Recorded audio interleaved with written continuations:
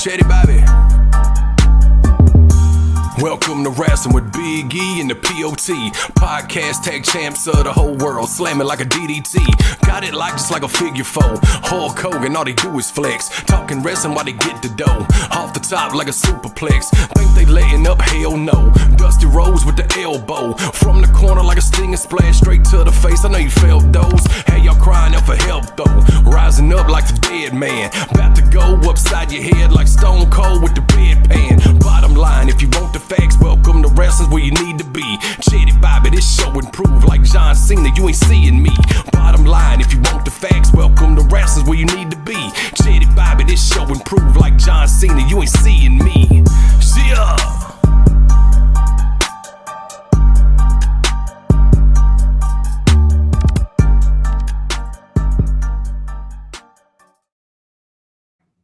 Hey, welcome to Wrasslin.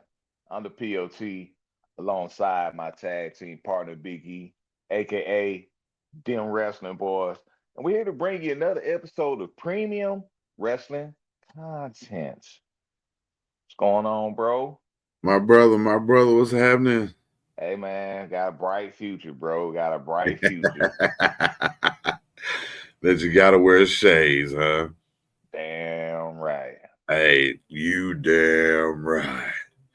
I think we ain't supposed to cuss for like 2 minutes for YouTube guidelines, so. Okay. We're already breaking the rules. But yeah, man, this is another one. It's a good Friday night. It's the 13th episode, so this episode is going to be called Friday the 13th. Friday the 13th. Friday the 13th. But we're going to do a little deep dive tonight. But at first, we're going to talk about some little moments this week that happened in wrestling when we get started. But first off, hey, man, shout out to all the subscribers. Shout out to all the listeners, watchers. Everybody's liking, commenting. And, yeah, man, we're at 76 subscribers, so 24 away from 100, you know. And then, hey, man, you know that, dog. That's a special number, man. That's your football number, bro. Well, it sure is, ain't it? Yeah. Oh, that's big. Well, we need to get to them triple digits. Right. Absolutely. Yeah, man. So, but first thing, man, let's talk about Raw just for a quick minute, and we'll just talk about one segment. That's all the segments you really need to talk about. The show was good, but man, that everybody was waiting after the heel turn. And I know me and you talked, and we were like, you know, what's it gonna look like? You know, he's gonna have different music. Is because I remember seeing an interview one time when he was talking about they were turning heel. He had already had new gear and stuff made, and you know, different song ready. And right, right. So the music comes on. You got the same music, and then he walks out, regular old Cena, except for he doesn't throw the towel. And he doesn't run. Right. And he ain't talking to the camera. It ain't a smile on his face. And he gets in and cuts maybe one of the best promos of his career. And that's saying a lot. Right. Because he ain't no chump on the mic. Nah, he's one of the best. Right. And I mean to tell you, the promo was genius. You know, and it hit on everything. And bro, it was all true. Yeah. It was all true. You know what I'm saying? Due to copyright and all that stuff, I was going to try to play it on here, but, you know, go back and check it out. John Cena's promo from Raw. But, bro, it was all true. It wasn't a lie in it, you know, and calling the people idiots and stuff and, you know, cussing and, bro, it was crazy. Well, even when he got on them kids, you know what I mean, that wearing the shirt, you know, he just called them out, you know. I was like, damn. Man. But when he was like, you know, he was like, what? It's all about you and what you get nothing. And when he said, you know, he said, I'm not going to change my clothes. You dress like me. I don't dress like you. You get nothing. You know what I mean? Right. And he was like, that's my voice on that song. Right. Yeah, right. Bro, I thought it was genius. I thought it was pure genius. I agree. Now, I don't know if anybody helped him with it. I don't know if if how they do the writing and stuff with with Triple A's being involved now. Of course, there's some guys that still are just going to go off the cuff and not really, you know, stick to their old school ways. Right. But Well, you got to think if anybody who had the luxury of doing that, it would right, seem like it's it would him. be a Cena. It's Cena, yeah. So, but yeah, man, I thought it was genius. I thought it was one of his best promos ever. And even when Cody came out, and Cody was cold too. Where's the guy on the shirt? Cause is this what you're going to bring to WrestleMania? What do you say? I hope not. You know what I'm saying? Right. And then called him a whiny bitch. Right. So yeah, man, I thought it was good. What you think about it? No, I agree with you 100%. Yeah. We were definitely curious to see what kind of direction Cena's gonna go. Of course, we know he has a mouthpiece. I mean, Yeah. he's on TV commercials now, voiceovers, Right. everything. So, Yeah. but Yeah, we pulled it up. was We pulled up after baseball the other day to the McDonald's, and John Cena was on the thing on the drive-through menu. really, You know what I'm saying? So I mean, Da, da, da, da. go figure. So, but I just it just different seeing him as a heel. So definitely, I always been curious about that. Yeah. But like you said, I definitely like, especially when he was like, he basically not changing the gear, he not changing music. It's Right. like, yeah, You don't y'all dress deserve to like get me. anything Yeah, new. Yeah. yeah. I was like, damn, that's Right. like you said, everything justification. Yeah. This whole promo was basically like everything he did, his heel turn was justified.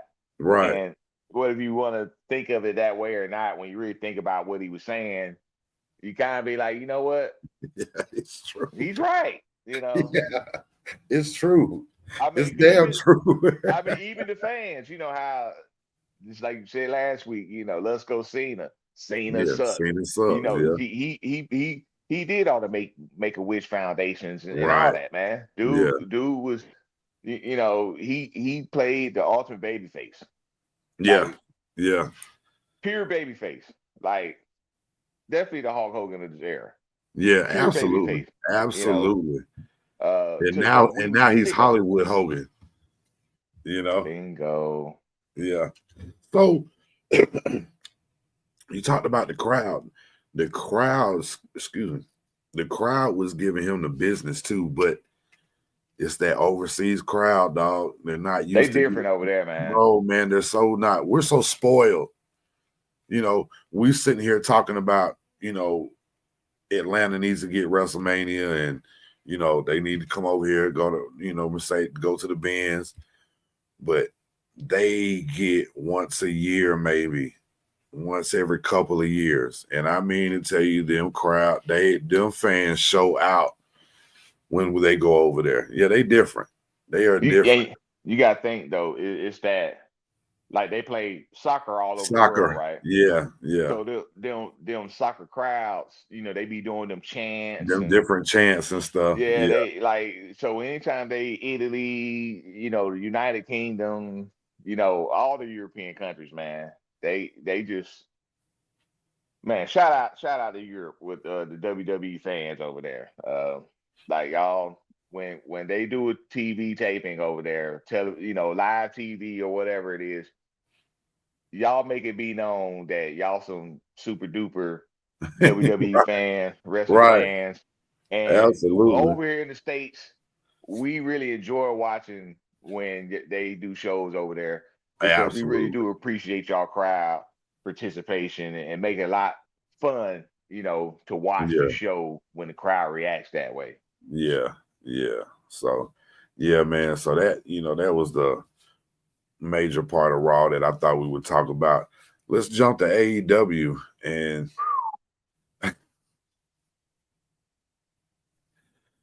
bro, you had John Moxley and Adam Copeland for the main event. And Right. if you're a real wrestling fan, you've seen it. If you haven't, and you don't have a weak stomach, then I definitely tell you to take a look at it. But it was bad enough that they had the big 2x4 or whatever, big wooden. It wasn't a baseball bat, but it was something close to it, like a big club, like a Right. Captain Caveman club, but Huh. it had nails in it, Ooh. nails sticking out of it. Now they're not the pointed sharp nails; they're the flat nails. So he got hit in the stomach with it, and then got hit in the back with it, which was already enough. Right. And then they laid it down. Copeland laid it down and suplexed John Woo. Moxley on top of it. And Moxley Woo. gets up and it's stuck in his back. Ooh. Now, first of all, you're not going to see that on WWE TV. Not that. No, not well with Netflix, and I don't know, Yeah. but Maybe in '97. right, right. But But bro, I couldn't. We are if you know John Moxley, Dean Ambrose, aka John Moxley. If you look at his younger days before he joined WWE, he was doing all them death matches, all that crazy stuff. But he's just a different type of dude, man, when it comes to that yeah, stuff. yeah, I mean, the pain I don't know if it's just a high pain tolerance or wanting to shock everybody in the wrestling world or give the fans everything they came to see and then some. I don't know what it is, but whatever it is, dude is crazy. When he got up, and you know that thing is heavy. yeah. It was stuck in his back, and they couldn't even pull it out. One of the wrestlers ran out to the ring. Will Will yeah, yeah, Iuta. yeah, and he couldn't even get it out at first. It was twisting his skin and stuff, and you Right, could tell it was man. It killing was him too. Like, just hanging yeah, off his back, and there's no way to gimmick that up, dog. That so that's another one for you haters to look at that I always want to talk about bad about wrestling and use terrible words to describe it. But that was something else. And they definitely went viral and all that stuff because that clip is everywhere.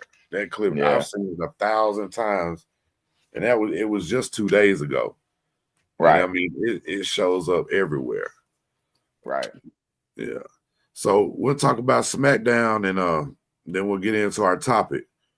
But anything stand out to you at Well, SmackDown? definitely well, again, shout out to the crowd because Yeah, Italy, boy, they was definitely a holding topic their of the own. show. Yeah, they Yeah, were holding their own with yeah, Germany. Yeah, wow, unbelievable. I Man, they had all them signs and stuff, and Wade Barrett said the funniest thing though, man. Liv Morgan had a one-on-one match with your girl Jade, and definitely a bunch of shenanigans with outside interference and stuff. But man, yeah. that crowd, somebody had a big old poster of Liv Morgan, right? And, Wade, man, he said that it was not the Mona Lisa, the Live Lisa. Yeah, no. But as how he said it, and with the picture, he's like, "Oh, that's the Live Lisa." You Yeah, know, it was. I don't know, man. It was hilarious though, but they had a decent match though. But of course Naomi came out there and yeah. interfered, and so they're keeping that going. But the main thing that really stood out though that I really want to talk about is the very end with the Okay, before you get to that, let me ask you this because that's going to outshadow everything anyway. So okay. whatever we talk about afterwards. So, um, are we going to get a Solo and Jacob Fatu at WrestleMania? That they running out of time. I mean, they still got. I mean, they still got time to do it, but they had to do it soon if that's what's gonna Right. happen. Well, they definitely beefing. Yeah, Yeah. yeah. And that happened again tonight. We came out and caused, and all that. And so I don't know, I can man. see that. I can see that because there's nothing else that really shaping up. Yeah, right. And you're Far, not gonna have Jacob Fatu on a WrestleMania card. Oh, right. Not right now. He too hot. Yeah. Yeah. And plus you got 2 nights. You Right. gotta have him on there, So you gotta have all your top guys on there. Well, But yeah, we're also gonna get Priest and McIntyre because they had right. another incident tonight, and Yeah. then they had of course McIntyre, he cut a good promo backstage after that incident, and then while he was talking his smack, he walked right into Seth Rollins, and they just kind of looked at each other, and then they just followed Seth that he was going to the ring or whatever. But yeah, it's starting to shape up. But as far as the Jacob Fatu and the Solo, Mm, I mean, I can see that happening. Well, they got like yeah. what four But more weeks. but they do also have to set up for stuff after WrestleMania. So that could be something that's, That's true. same thing could happen with it, whatever match he's in, if they're gonna do, That's true. whatever. Yeah, so, because ain't nothing like Raw after WrestleMania. That's a fun one too. And SmackDown, they're gonna do the same thing, and they trying to keep up with each other. So, Right. you're gonna definitely have to set some stuff up. Right. Yeah, yeah. But yeah, go ahead and talk about the end though, like you was about to talk about. Well, again, I had to mention the crowd. Yeah, Roman came out there first. His music hit. They went crazy for yeah. him, and Dookie. Paul Heyman with them faces he be making, and he did the whole acknowledge me and all that. We ain't heard him do that in a while, so Yeah, crowds with it. you the tribal chief now. Yeah. Then You still- Steph came out, and again the crowd was they was with that stuff, and uh, like just unbelievable with it. Then Roman and Seth, they just started jabbing back and forth, talking smack. yeah, Then Punk music hit. They went crazy again. But Punk wasn't playing no games though, because like he came out there and he came out of the fight, and it went down in a hurry. And at first it was Punk and Seth fighting. Roman kind of sat there and looked at him, and then he went and grabbed Seth and threw him up the turn. But then it just got nasty after that, man. They were just all three of them just fighting like hell, and yeah, security came out there. You know how they do. It was then it was like Punk got loose and pointed at the WrestleMania sign. Then they kept started back fighting, and Roman broke loose and he pointed at the WrestleMania sign. It was, we know what's going down, but right, they haven't officially announced it. right. But you know it's coming. Yeah, absolutely. Yeah, it's gonna be a triple threat. Yeah, so just all depends on what kind of match it is, and So does the what's favor get the brought in? favor? Yeah, Yes, all that crap. yeah, Yeah, so we gonna see. We gonna right. find out. Um, yeah, man. So let's just jump into our topic, and we're gonna just come off the cuff with John Cena and his big heel turn, and talk about greatest heel turns. And this list is not in order. It's just the ones we're gonna talk about. We don't have a top. We're not gonna start at 10, 9, 8. So don't get excited. And we're gonna forget some. And you guys can comment and tell us which ones that we forgot. But that's just the way Hey, it goes. now Keith Dollar gonna say something crazy like Right. Iron Sheik versus Junkyard Dog or something. You know what I mean? Right.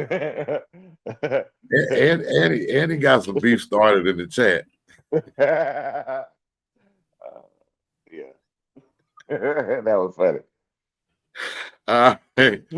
Hey man, shout out to Dollar though. He in the running for the #1 fan right now. So Absolutely.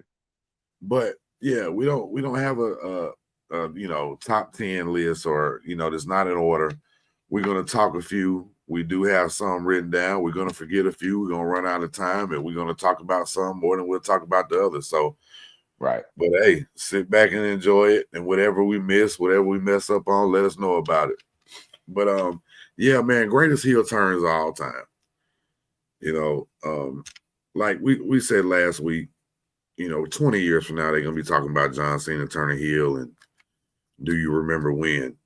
And the guys that were our age when they were when we'll just go ahead and talk about when Hulk Hogan joined NWO. They're gonna be doing the same thing in 20 years like we're doing right now. So Right. but yeah, greatest heel turns all time. Let's just talk about it. 1996 Bash at the Beach. WCW had been dealing with a so-called invasion of Scott Hall and Kevin Nash. Scott Hall showed up first. And at first, everybody thought they were still working for WWE. And, oh my God, I can't believe they're there. You know what I'm saying?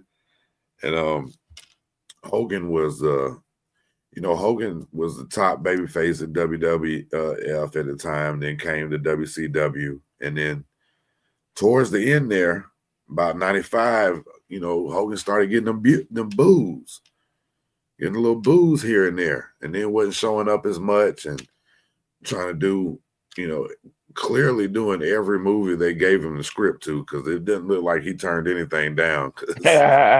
Mr. Nanny. Suburban Commando, you know what I'm saying? No Holds Barred. Now I watch No Holds Barred now. Right. But yeah, man, that was a little tough. The movie career and TV career was a little tough, but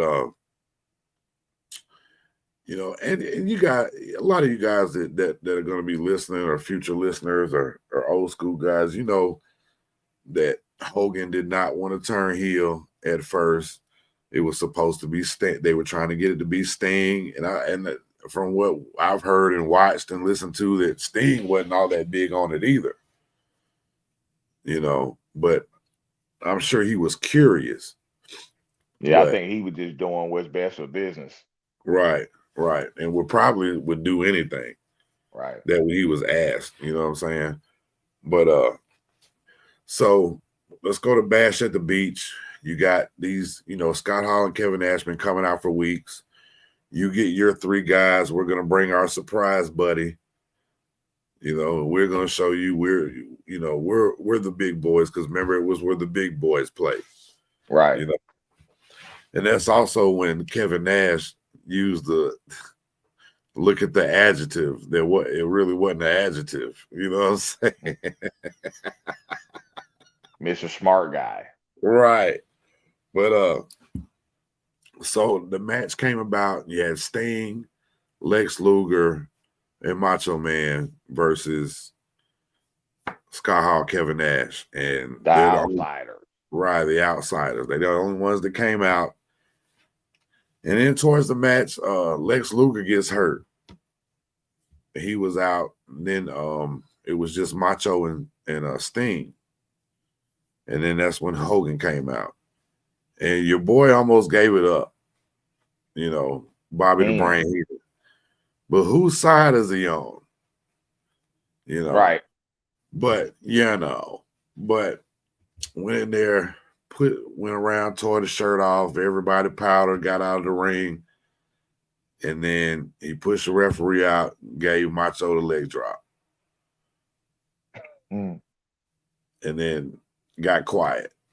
And then Bobby Heenan, I told you he was a piece of crap for years. Then they get up there, they beat the crap out of Macho, Sting, and they, pin him with Scott Hall counting the 1, 2, 3. They throw the referee over the Nash said Hogan was supposed to throw the referee out of the ring. He said that was talked about, like, right. It was supposed to be like, so they could actually get the technically get the win. The actual 3 count. Yeah. Right. But and if you think about that now, the way he tossed him out was like, I'll do what I want to do. Yeah. You know what I'm saying? Which might not even have been, it might just been caught up in all the action and forgot, Right. which Right. is True. possible. We don't know, but I'm just saying. Right. But Right. the whole time I've been watching wrestling, and after they, Sting and Macho finally got out the ring and Mean Gene got in there and they started throwing that try. I've never in my life have ever seen the ring just get filled with trash. And when Hulk Hogan, and we're not big Hulk Hogan fans. Now we're big Hulk Hogan fans as far as I thought Hollywood was cool. I thought it was smart what they did with the NWO and everything. The Rock, We can't deny what he accomplished in the business. absolutely not. Yeah. Absolutely Yeah. not. Yeah. You can't deny the 80s. You Yeah. can't deny the Rock and Hogan at WrestleMania. Right. One of the coolest matches you've probably ever seen, as Right. far as the way the crowd was and the way they had to rearrange the whole match on the fly. Mm-hmm. And yeah, I'm more of a fan of this stuff from Japan. That's the stuff that really gets me, that catches me, that he could really wrestle. Yeah, he Like, showed he can wrestle. Yeah. yeah, he really wasn't no chump over there. Right. But Vince didn't want him doing all that stuff. But Water him anyway, down. Yeah. right.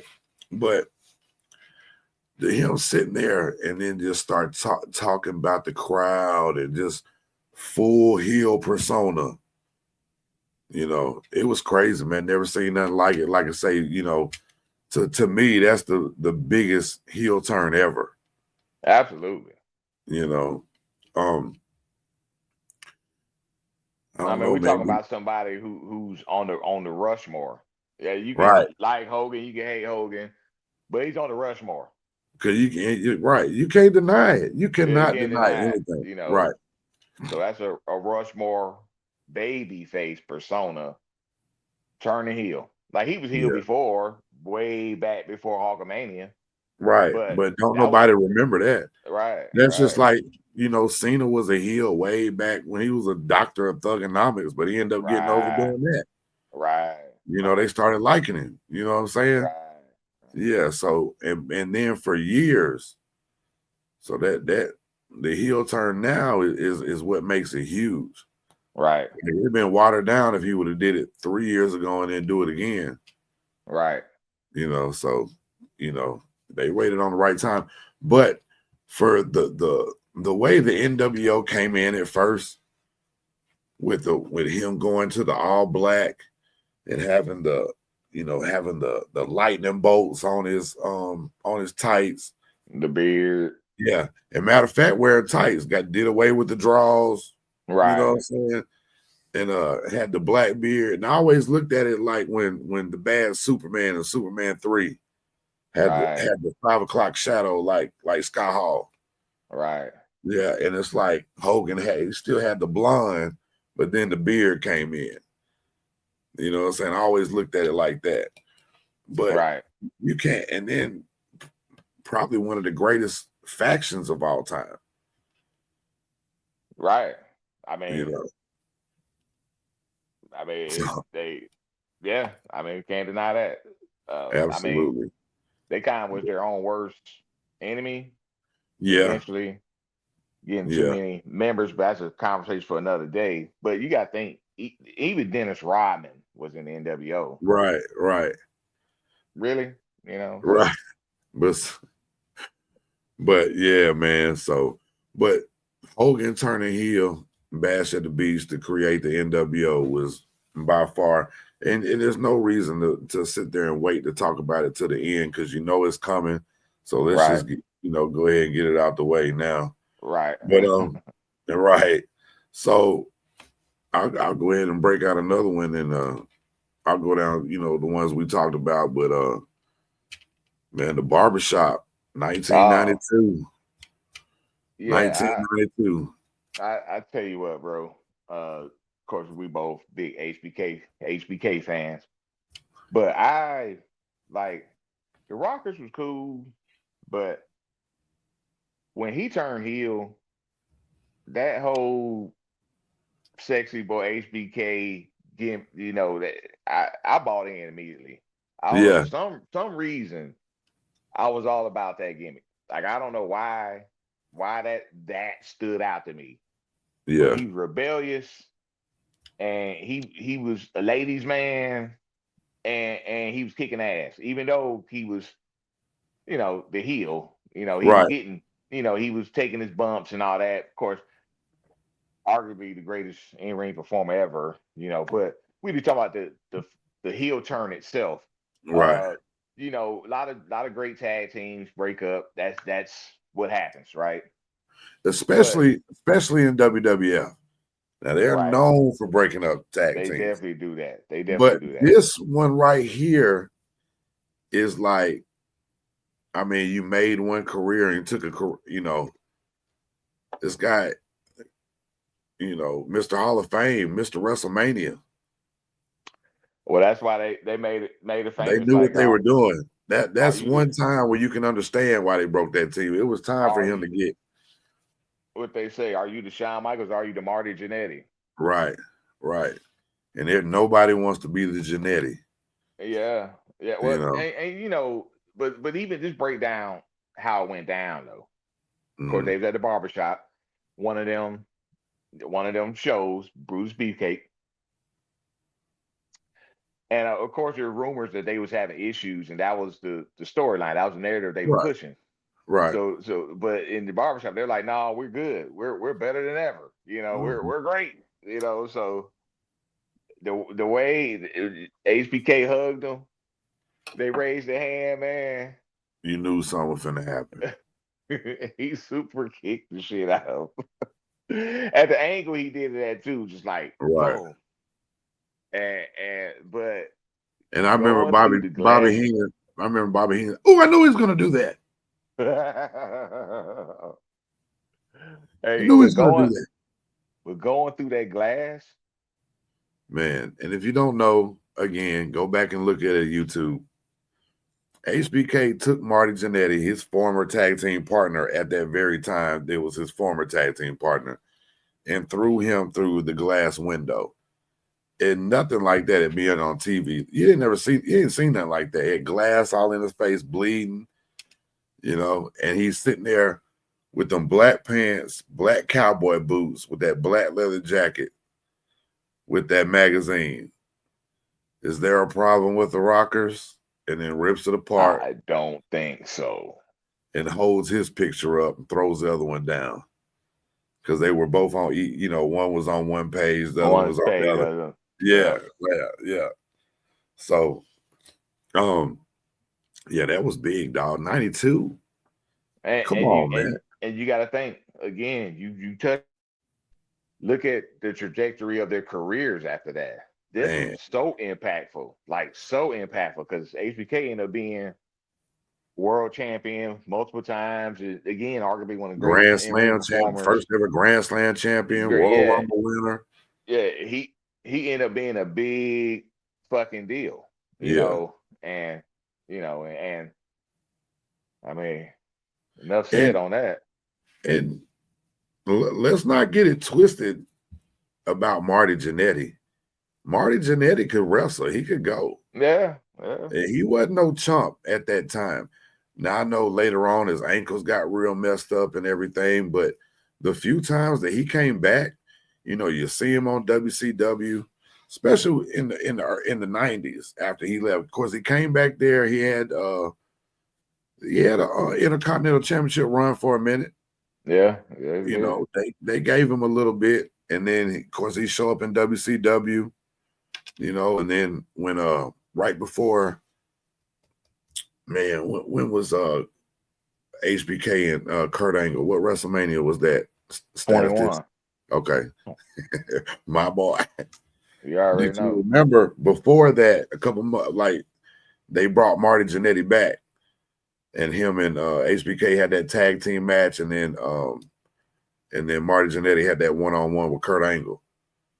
Right, right, right. Yeah, so and he could still go then, but definitely careers definitely took major different roads. And I mean, because they pushed HBK to the moon.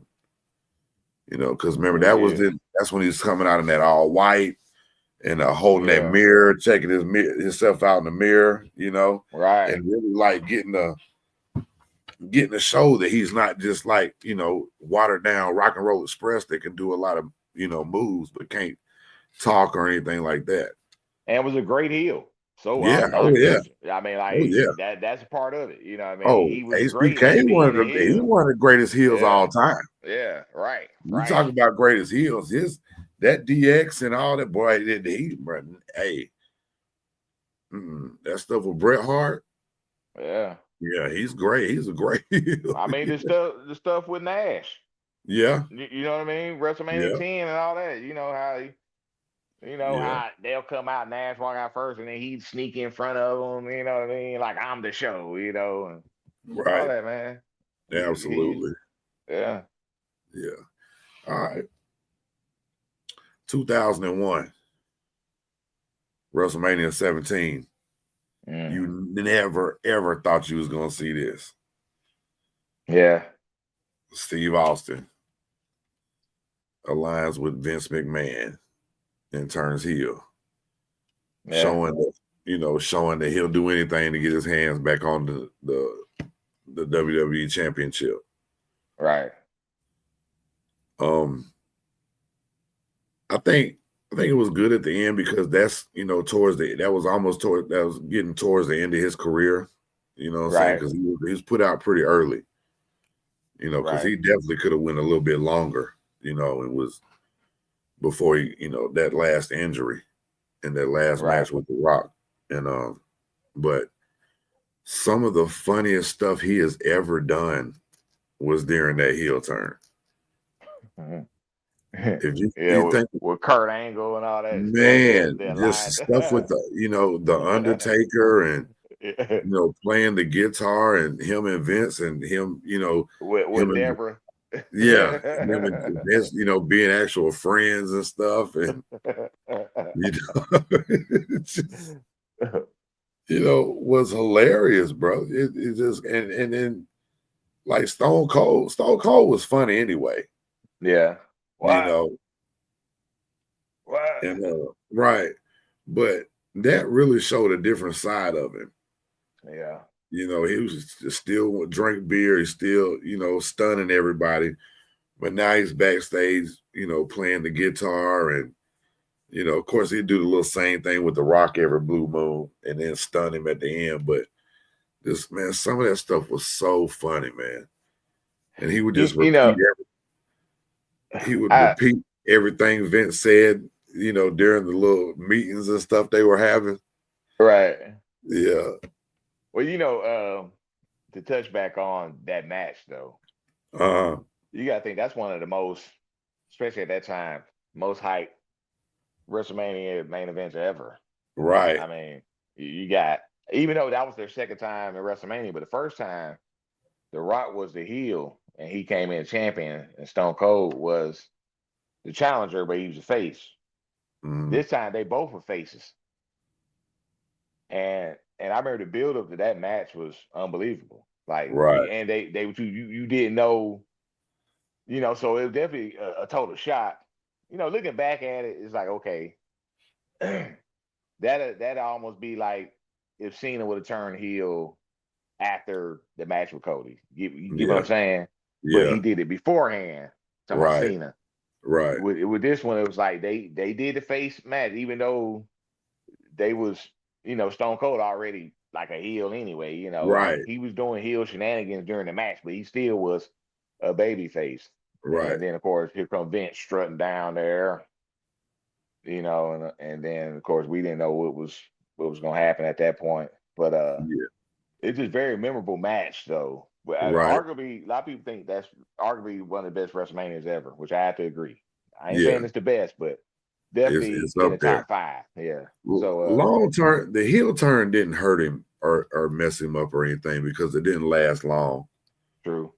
Because they were still cheering him. They weren't booing. They booed him that night, and that it didn't last long before they started cheering him again, just like they did when he was the before the Austin 316. They started cheering him then. You know what I'm saying? Actually, if you really think about it, because we have this list for different reasons, right? And this Right. one wasn't necessarily so impactful far as long Right. term, You but just it was did not very see it shocking. come. Yeah, Right. it You was did very not see that shocking coming. though. Yeah. Yeah, very, and it's Right. another Rushmore guy. You know, Right. two Rushmore guys really in that match, or Right. well, arguably, right? Yeah. And the Stone Cold greatest definitely promoter of Rushmore all guy. time. Yeah. Yeah, Yeah. Yeah. No so doubt. absolutely. Yeah. So yeah, you're right. Everybody's, these are the list ain't for everybody, or it's not the same for everybody. Everything's different. You know what I'm saying? Like, yeah, it wasn't as impactful. You got a lot of funny stuff out of it and Right, good material, but you just but it was never also saw it. shocking. Right, Yeah. right. Absolutely. Well, let's jump on something a little bit closer to Okay. 2014 and the Seth Rollins betrays the Shield because there's always a plan B. All right. I So I, I just want to say something real quick before you get okay. started, but I can't wait to hear what you got to say. Um, they're almost like evolution as far as everybody's been the world champion that was in that group. Even one of them's not here, is over there running a whole nother company. They ran through Japan, they ran through doing AEW, but they've all had the WWE title. Amazing. There's no Genetti out of that group. You see what I'm saying? That's one of them groups where you had three studs and they all got a title run, and two of them right now are the two of the top guys, and one might go down as one of the greatest champions ever. I mean, they all fought Brock Lesnar at WrestleMania. Yeah. They all used the curb stop last week. Fact. Facts. Which is crazy. And he's doing it on a whole nother show. Right. You know what I'm saying? But anyway, yeah, man, there's always a plan B. So now you obviously know this, Uh-huh. but for our listeners, I love Seth Rollins. Yeah. He's quirky, he's a little weird especially with his wardrobe, his swag and all that. But he got that, you know how to say HBK is a great in-ring performer. Yeah. Seth Rollins is that kind of performer. Like Yeah. he to me, I think he can have a good match with anybody. And he's not the only one on the roster. But he definitely, like, I love watching him perform, right? Like anytime Seth Rollins wrestles, I want to be watching. Right. But even before the heel turn, before he did what he did, you mentioned Evolution.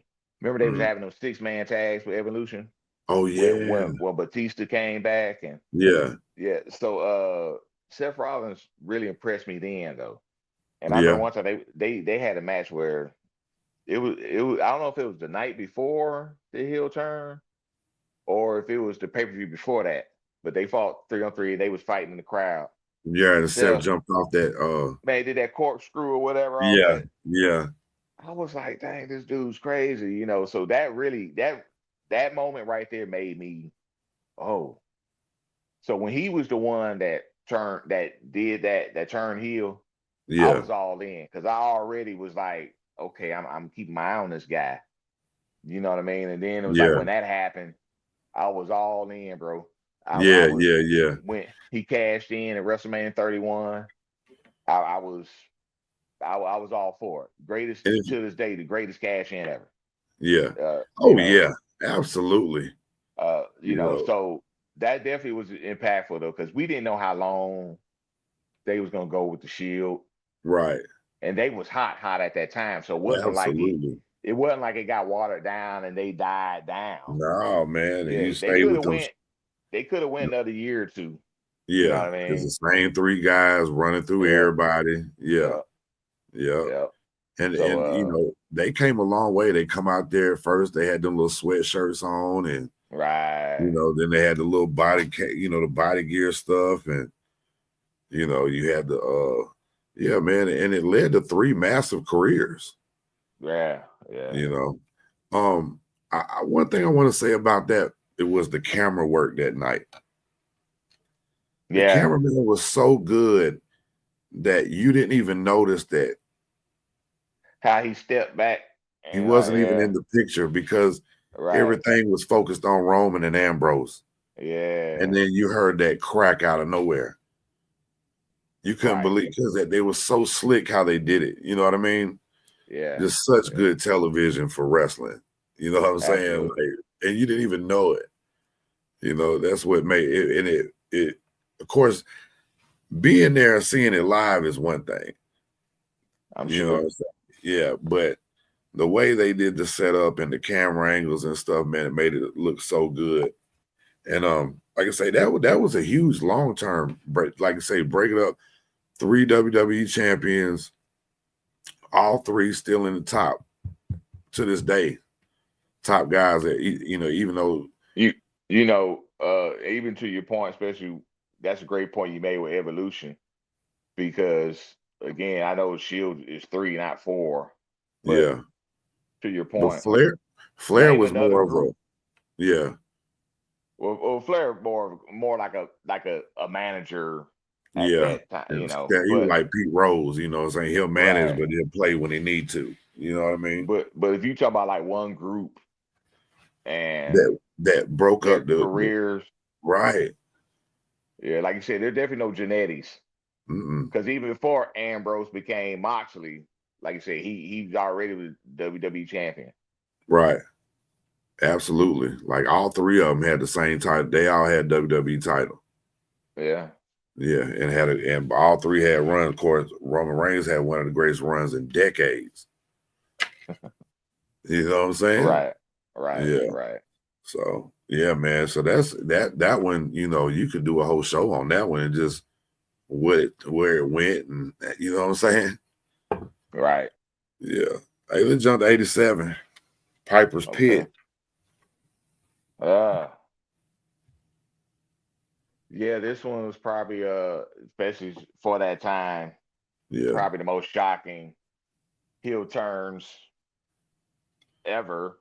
Right. at because Andre, of course, for you people, he talking about Piper's Pit when he was talking with Jesse Ventura and Hulk Hogan, and here come Bobby the Brain. And Hogan's like, "What are you doing, this guy?" Right. You know. So Andre turned heel, which for the people that don't really know, I know this was back in the day, but Andre, when he started pro wrestling career like 1972 or something like that, he'd been a face Before, pretty much. yeah, he had been wrestling for 20 years by the time 87 came around. So he was a face. Because he had to start wrestling when he was like 17, 18. He died at like 40 something. Yeah, He was in his 40s, bro. And of course, he looked like he was about 60. You right. know what I'm saying? But yeah, he died in his 40s. But So anyway, he he was supposed to have been undefeated for 20 years, is what they were saying right back then, you know. But and always been a face.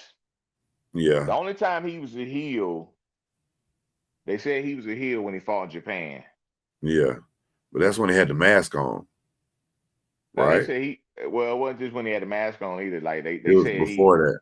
yeah, because he was American and like they like their Yeah, Americans. Like even yeah, Hogan Hogan was a heel back then anyway. yeah, But even Hogan was a heel in Japan. Like they like like the Gordys, the yeah, Stan yeah, Hansons, yeah, yeah, the yeah. Bruiser Brodies, the Vaders, Mhm. like them big powerful Gary Albright, the Right. big powerful Scott Norton, Yeah, you Brock know, Lesnar. Yeah, right? They like that. yeah. So but that being said, in the States and everywhere else in the world, he was a huge baby face. Everybody loved It was Andre. it was the biggest attraction there was in wrestling at that time. because Absolutely. there's nobody like him. So Right. what it was is WrestleMania 3 is coming up, and they need and they need to sell it, and they need to sell and fill that place full. And what better way to do it than put the title on the line between Hogan and Andre the Giant? And Hogan ended up slamming Andre. Well, let's go back to Piper's Pit, and he ripped the cross off his neck, and And he was bleeding. you're bleeding. When Piper said that to him, and the contract signing was intense. If you wanted a title shot, all you had to do was ask, brother. Mm. Well, back to Piper's Pit though. Think about that though. Who was Hogan's biggest adversary at that time? I Yeah, mean, he Piper. feuded with all the Hill, but Piper, right? Right. Piper was that's WrestleMania 1. Even later, way after that, Piper ended up being like that was always his. I talk about that Neo Agent Yeah. Smith thing. You know what I Yeah. mean? Yeah. So the heel turn happened in Piper's talk show, even though Piper wasn't really a heel at that time. Right. But just you think about the layers in that. Right. And then You him know, sitting there being the one to like, I can't believe this happened either. right, Yeah, you know what I mean? So yeah, that was huge. It sold out WrestleMania 3. It made Hogan 10 times bigger than what he already was. And he was right, already huge, right. So it by Andre losing, it shot Hogan way up here. It sold WrestleMania, crowd went crazy, and pretty much solidified them for the next couple of years as far as business wise, because that they was able to fall back on that. Selling out the 93,000 people, bro. You know, and people, I'm sure a lot of people who may be listening knows that there was a little backstory behind that match itself. Yeah, They wasn't sure if Andre was gonna do business. Hogan said he was worried. He kept right, asking Vince, and it was like nobody was sure because I mean, who's gonna stop him? right. And And that's the thing about Andre was the ultimate veteran at that time. right, And everybody called him boss, and he called people, but he was boss, right, because he was the boss. He was the leader of the locker room. He was the main attraction. He'd been everywhere, right, and didn't have to have the title to right, be the top guy. right. So if he says he's not going to do it, what were they going to do about it? Nothing. Nothing. No, we'll figure it out later. And do this and do this. But what it shows you about Andre is, what a classy guy to do that. He did what was best for business. And that's what you're supposed to do. And that's why, and bro, that ain't even an unwritten rule, man, at wrestling. That's what it's all about. It's all about selling them tickets. It's all about catching the crowd off guard and trying to make them wonder, was that really real or was that scripted? You know what I'm saying? Right, That's what wrestling all about. Can you get over on the fans, and can you get over with the fans? right. Can you make them love me, or can you make them hate me? You know what I'm saying? So, but yeah, man, that first of all, that one was huge, and long term, it put WWF on a major run to being the company that they became, and also what it did for Hogan. You know what I'm saying? Absolutely, Yeah. absolutely. So 99. And this one, you kind of knew this was coming. And I think he had proved himself enough by this time after nobody really thought he could hold this group together without HBK. And we're going to talk about when Triple H turned on DX. And this was one of my picks that I put in. And it's big to me because you know, Triple H was like the last of the clique to be in WWE at the time. Right. Kevin Nash and Scott Hall, they're still in WCW till it closes. You know, they don't come back till 2002. HBK is there, but he's not there.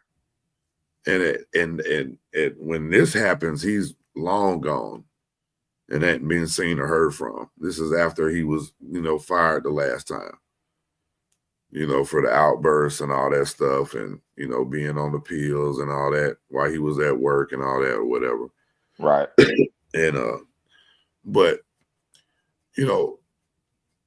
when they did the curtain call, when Scott Hall and Kevin Nash were leaving and HBK was the champ, the only person they could punish, and he had to punish somebody because they broke kayfabe, and they were on the cusp of everybody breaking kayfabe, but they were the first ones to really do it, and so everybody was, so upset. They've killed the wrestling business, trying to kill the company, all that. So Triple H got punished. He was supposed to be king of the ring that year, and you see what happened to who won king of the ring that year. Yeah, we might have never got Stone Cold, or at least the way we got him. Right. You never would have got Austin 316. Nope. Because it wasn't it wouldn't have been that promo to cut. Yeah. Right. Absolutely. So, and things definitely happen for a reason. But nobody thought that he could carry DX. And DX was funny. DX was hilarious when it was just HBK and Triple H because it was new. But when you brought the Road Dogg in and Billy Gunn, and they had a long run and did some crazy stuff, you know what I mean? And, of course, Triple H is just getting better and better and better, becoming a main, a headliner. He's got the IC title, and, done had a run with that, feud with The Rock, and they were feud with The Nation and all that stuff. It was time for him to be a top guy.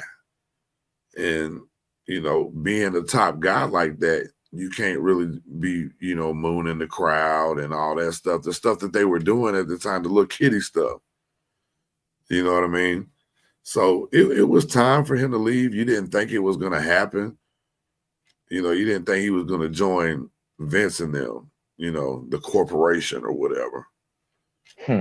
But I just thought it was huge because he deserved it. He deserved that chance to go out on his own and become what we know as the Game. And, what is he, 12-time, 14-time champion? 14. 14, yeah. So, needless to say, he did carry that group and carried it well. And they said they left a lot of money on the table doing away with that DX. That X-Pac and them, they wouldn't, they understood, but they weren't happy about it because they was still going strong. Right.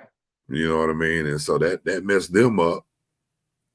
But as far as him going, like, best thing that could ever happen to him. And it was the right time to do it. Like, he gave him 2 years, and it was the best time for him to do it. Right.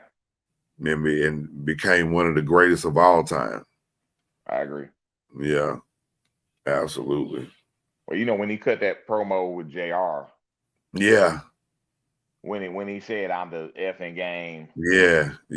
Had that backwards can't go on. Yeah. That was like, it was like when Austin did the Austin 316, just said, I just whipped, whatever. So it was that promo had the same kind of impact as the Austin 316 King of the Ring promo. It was like, because that's when we started calling him the Game. Yeah. Right after that, just like when Double A said the 4 horsemen of apocalypse, what did he say? Next week everybody was right. Those are promos that monumental, that moved the meter, that became iconic, just on wordplay.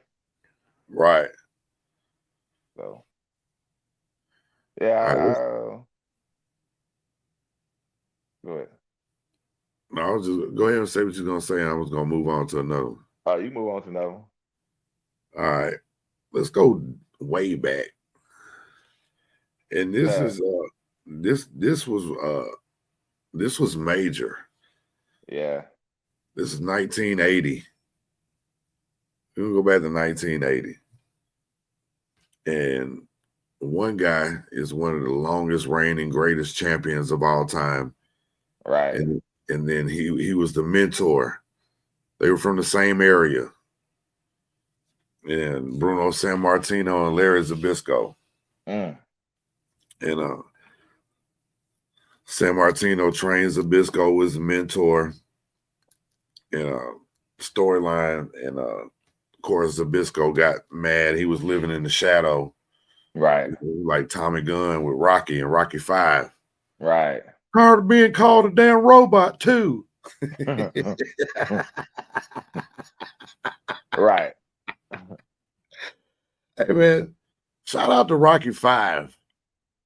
Nobody in there nobody's ever said shout out to Rocky 5 out You loud. ain't lying. Rocky 5 ain't that bad. No, it's not when you really It's look not at that it. bad. I just, but everybody wanted to see him fight in the ring though. Yeah, But yeah. My but I ring's get it outside. though. When you look at it, it really ain't a bad movie. Right. My ring's outside. You know what I'm saying? You know he was supposed to die in the end, right? Who, Rocky? Yeah. Oh, I wasn't aware of that. The first one, he dies in an ambulance after the fight. Damn. And then Adrian does this speech in front of the news crowd. I want to see that cut. They probably Yeah. because you know how they had like different cuts of it. You know what I Yeah. mean? So they Yeah, but probably he had said that he's so footage glad somewhere. he said he's so glad he didn't do it because he got to do Rocky Balboa, which was good. Right, and then of course the Creed stuff later. Yeah. Yeah. So you got Zbyszko and Bruno Sammartino. So it was supposed to be a respect match that they had together. And then Zbyszko, hit him with the chair, busted him open. And because Sammartino, you talking about babyface. Right. It's the ultimate damn. He was Hulk Hogan before Hulk Hogan. Right. And this is almost like a Hogan situation because overnight, after hitting him with the chair, busting him open, the crowd, he was the most hated wrestler the very next day. Right. The absolute most hated wrestler. And they end up doing, of course, they had a cage match to end the At feud. Shea Stadium. Yeah, 35,000. Same night when Hogan fought Andre, when Right. Hogan was a heel and Andre was a face. Yep. And Zbyszko was a top heel at the time. And that bro, 35,000 in 1980 at Shea Stadium ain't bad. That's drawing the house. And but yeah, the mentor and the teacher versus the student thing has been done 1,000 times. But when it's done with Bruno, it puts the whole storyline way over the edge, and everybody buys into that stuff, man. Right. Because you got the younger people want to see the student beat up the teacher, and the older people want to see the student respect the teacher. So the crowd is split. You know what I'm saying? But when you got a Bruno, the crowd ain't split. Right. You understand what I'm saying? Everybody's cheering for Bruno. Right. Yeah, and that's how Zbyszko instantly became number one heel in the wrestling world after doing that to Bruno Sammartino. That's why it's so impactful, because in a matter of hours, you're the most hated wrestler on planet Earth. Right. For one action. You know what I'm saying? Absolutely. And the crazy thing is, you think about it back then, these days, everybody gets hits with chairs. 1980, bringing a chair in the ring was serious business. Right. You know what I'm saying? Like, they thinking about pressing charges. You know what I'm saying? Right. Right. Well, let's do a couple more, man. I got, You go Go ahead with ahead. the list, but Go ahead. all right. Fuck the list. One I want to talk about when The Rock joined the nation, Okay. because you want to talk about impactful. At the Huge. time, it wasn't really so impactful at the time because nobody gave a shit about Rocky Maivia, right? Right. But by him turning heel, we probably would have never got. I mean, Cream rise to the top, but he might have never got that opportunity Right. to become The Rock. The But Rock. when he turned heel, matter of fact, he even talks about it all the time. He said he asked Vince to give him some time on the mic, Yeah, 2 minutes. He like give me 5 minutes. He said I'll give you 3 or something like that. or like 60 seconds or something Yeah. crazy. Yeah. Yeah, and then he cut the little promo or whatever. 3 But words. Die, Rocky, die. right, so but by him turning heel and by that whole run with the nation, we would have never got The Rock.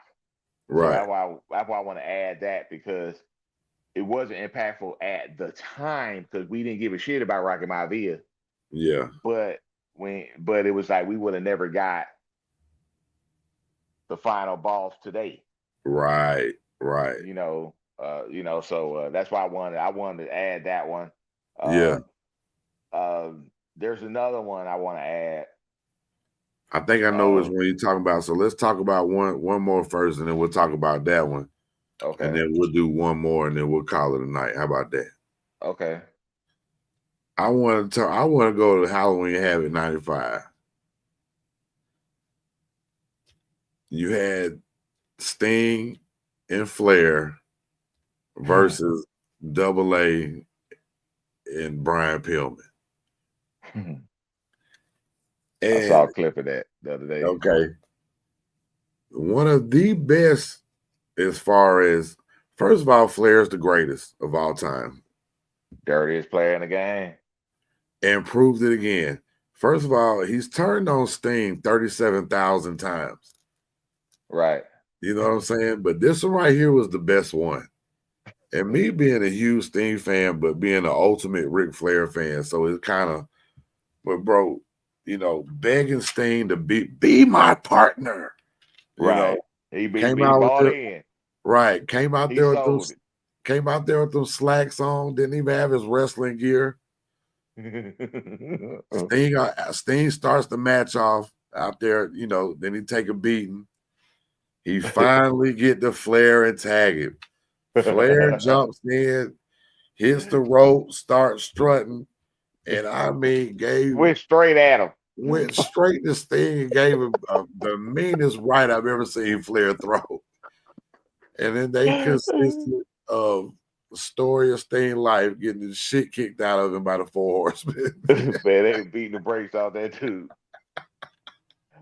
Hey, But it hey, was so like it a was fight at the so slick Paradox. how he did it. He It was like looked, a fight at the Paradox. bro, when he tagged Flair in, Flair started strutting, and I mean, and turned around so quick and just nailed him. I mean, went straight at him too, man. Like, But the way he strutted, you thought he was finna tear a hole in Pillman in yeah, Double A chest. And right. I mean, did that 360 and just nailed Sting. And they were like, he fell for it again, ultimately showing you he's the dirtiest player in the game. I mean, it was like a no look pass. You know what I Right. mean? I just saw a clip of that the other day, man. So when you described it, I'm like, yep, that's what he did too. Wow. I hadn't seen it in a minute, but it's been a while since I've seen a clip of it. But yeah, man, that's one of my favorites. And I hate it for, because it's against Sting, but bro, it's just so cool. It's so clean. And it's like, and it is like Sting's the ultimate good guy. You fell for it again. You want to see the good in everybody. Right. Even Ric Flair's got some good in him. I trust him. You know what I'm Right. saying? And then he gets you again. But I always just, hey man, that it's almost funny to me the way he did it. You know what I'm saying? Yeah. Yeah, because it was just so slick. One of the slickest heel turns. So let's hear it, bro. All right. Well, I don't know. I know which one you thinking of, but Uh, I got another one though. I got another one. Yeah, and I'm gonna go with Owen Hart. Oh, the Black Yeah, Heart. yeah, and brief story and be brief with it, but it kind of started in Survivor Series '93 Yeah, when the Hearts had that Survivor Series match with it was supposed to be like was it Jerry Lawler in his King's Court, but it ended up yeah, not being that. HBK kind of took over and it had a yeah. weird thing going on. But Owen was the only one that got eliminated. Right. So he was pissed. So when they were celebrating the Hearts, Owen he felt some kind of way. So that kind of planted seeds. You know Yeah. what I mean? Then him and Brett end up a few months later, they wrestled in a tag team championship match, Royal Rumble. And they end up losing. Basically, Brett wouldn't tag Owen in. I mean, he was Right. taking a beating and he was wouldn't wouldn't tag in little brother. So Owen had enough and he snapped and turned heel. And they had one of the greatest One of WrestleMania matches. man Uh, ever. yeah, WrestleMania 10, a few months later, to open the show, and had a hell of a cage match at SummerSlam that year for the title. Of course, it was that blue cage, but Yeah. great cage match. Also, you got to think of the stuff that Owen did when I mean Brett lost the title because of Owen. Remember that match Right. with Backlund? Yeah. He had his mom throwing the towel or whatever. I mean, that's some dirty stuff, So Yeah.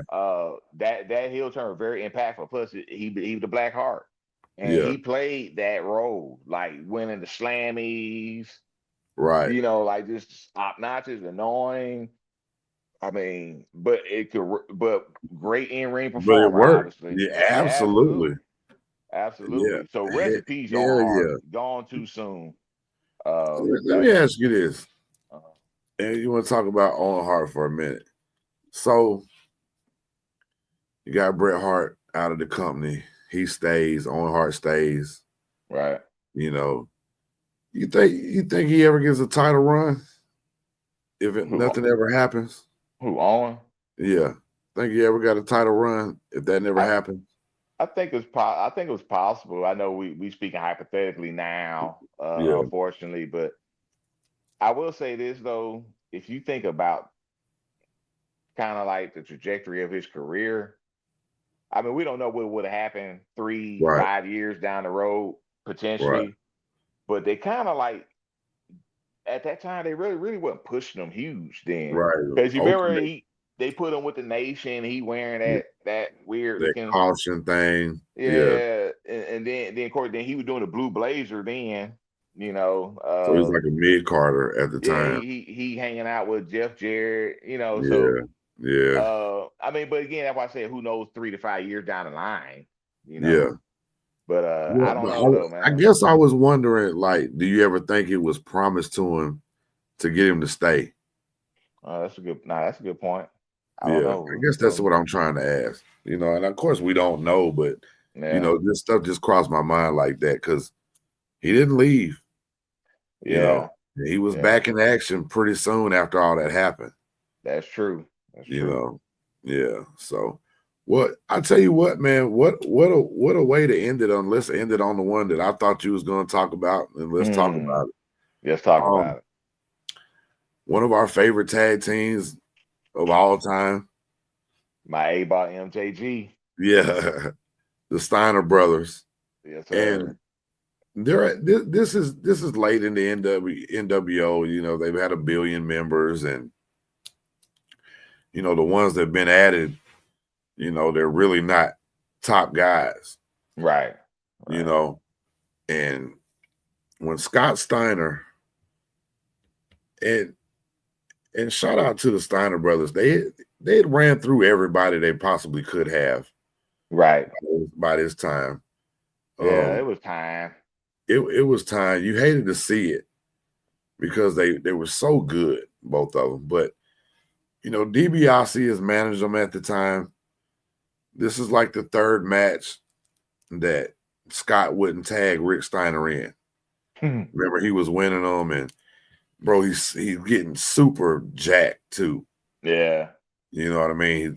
He doesn't have the long hair anymore. You know, it's short, but it's still all black. So And he was going. He started where he didn't have the superstar Billy Graham goatee, but he had a goatee though. right, You know what I mean? He was right, but doing it his was facial all hair at black. that time. Yeah. Yeah, yeah. So, you know, it's on a Nitro. They got a tag match. NWO's out there. You know, they do the thing where Rick Steiner's like a dog. You know, he is the dog face gremlin, gets down, and Scott Steiner gives him that double axe handle to the back. Turns on his own brother, real life brother, and throws the NWO. Worst NWO sign guy of all time. You know, was sitting there doing NWO like this and stuff. It was just, he was the worst at it. But as far as what became out of that heel turn was Big Papa Pump. Talking about impactful. We talked about Right. impactful. This is definitely a very impactful heel turn. Very. Became one of the rudest, crudest, outrageous heels. Outrageous. You know, started talking about the freaks. You know, him and Buff Bagwell were hilarious together too. Yeah, they had good chemistry. Yeah. And Buff was funny anyway. Yeah. Especially Buff was so creative about talking to the camera and stuff and making jokes about people to the camera, you know. But Big Papa Pump, Scott Steiner, very impactful. 3-time WCW champion. Had the TV title, got the TV title, then the US title, then the world title. You know, and shout out to Rick Steiner. I think Rick Steiner was getting ready to, he wasn't getting ready to call it quits immediately.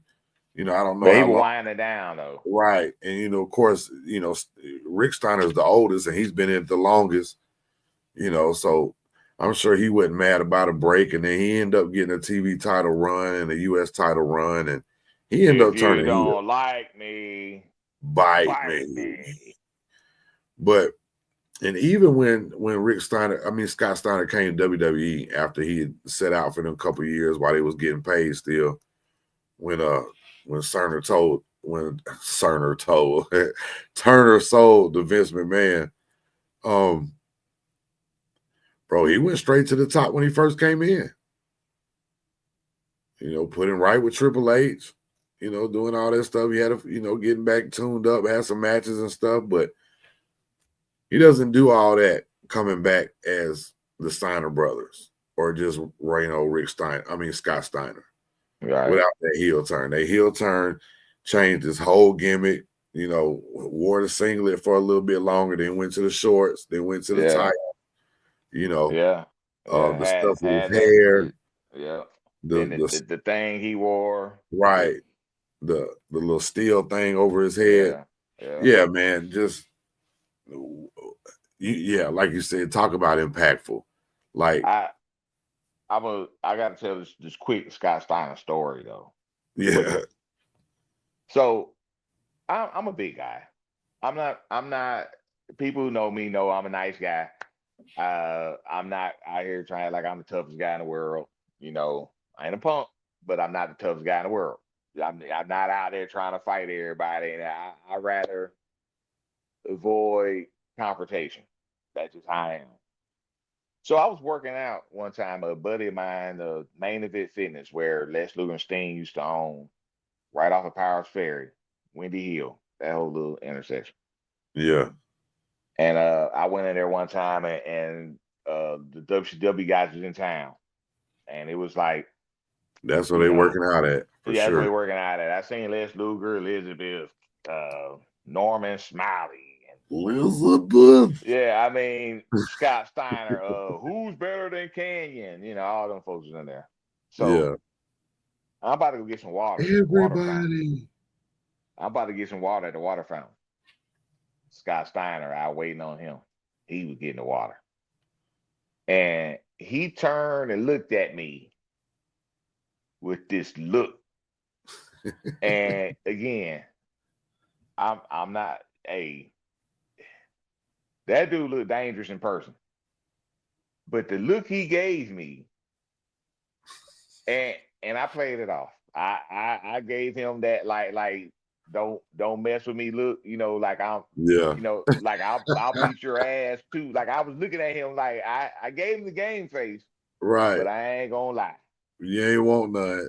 I hey I didn't want none of that. You know what I mean? So Yeah, but and then he looked at me, then he was like, "What's up, man?" Like saying what's up, I was yeah, just like, "What's yeah. up?"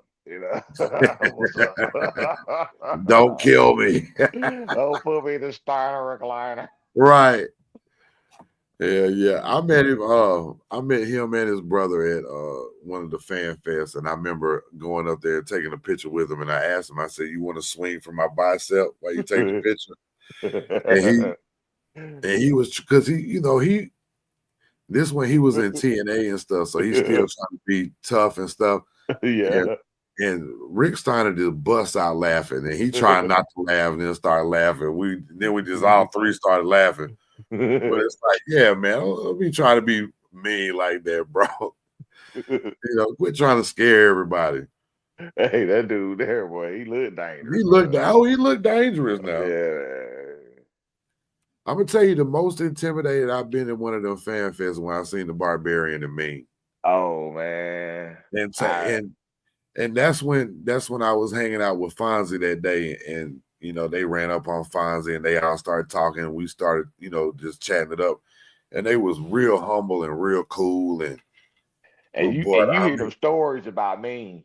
man, We know he's a badass. You know what I right. mean? And so you sitting there looking at him, and he every bit of 6'2", 6'3", and the Barbarian was like 6'3", 6'4". You know what I'm saying? And they Boy, over there, they made me look small. You know what I'm saying?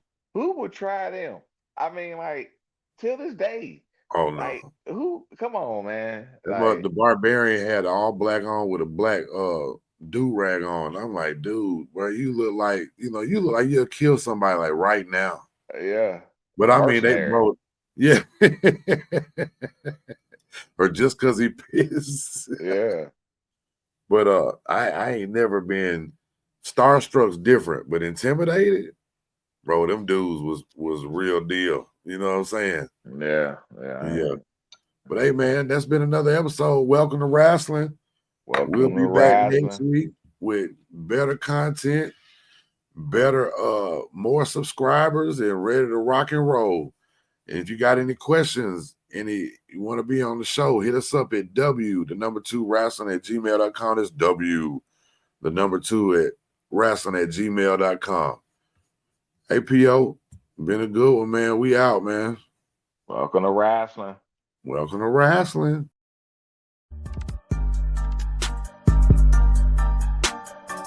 Welcome to Wrasslin', Chetty Bobby. Welcome to Wrasslin' with Big E and the POT. Podcast tag champs of the whole world, slamming like a DDT. Got it like just like a figure four. Hulk Hogan, all they do is flex. Talking wrestling while they get the dough. Off the top like a superplex. Think they letting up? Hell no. Dusty Rose with the elbow. From the corner like a stinging splash. Straight to the face, I know you felt those. Hey, y'all crying out for help though. Rising up like the dead man. About to go upside your head like Stone Cold with the bedpan. Bottom line, if you want the facts, welcome to wrestling where you need to be. Chetty Bobby, this show improved like John Cena, you ain't seeing me. Bottom line, if you want the facts, welcome to wrestling where you need to be. Chetty Bobby, this show improved like John Cena, you ain't seeing me.